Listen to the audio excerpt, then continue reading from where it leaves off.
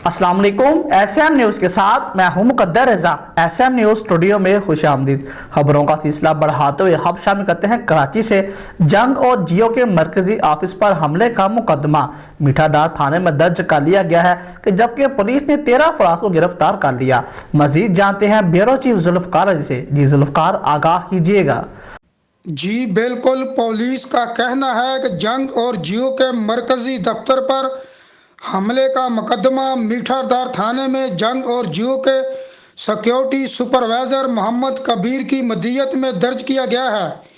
मुकदमा नामजद मुलजम मुश्ताक सरकी और गिरफ्तार 13 मुलजमान के खिलाफ दर्ज किया गया है, जबकि मुकदमे में 200 के करीब नामालूम अफराद को भी शामिल किया गया है। FIR के मतन के मुताबिक 150 से 200 मुश्तल अफराद जंग जियो के दफ्तर के बाहर एहतजाज करने आए।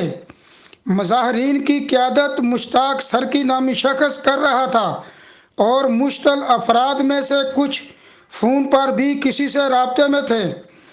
FIR में कहा गया है कि मुश्तल अफराद ने अचानक जंग जियो के इस्तकबालिया पर हमला किया।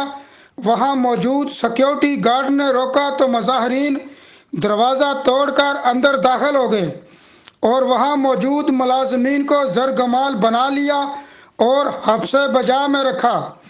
FIR के मतन के मुताबिक मुजाहरीन जंग और जियो की इमारत में दाखिल होने की कोशिश कर रहे थे कि जियो के मुलाजमीन ने मुश्तल अफराद को समझाने की कोशिश की, लेकिन मुश्ताक सरकी इश्तहाल फैलाता रहा। जी बहुत शुक्रिया जुल्फकार, तफसीलात से आगाह करने के लिए। अब तक के लिए इतना ही। मजीद खबरों के लिए देखते रहिए एसएम न्यूज।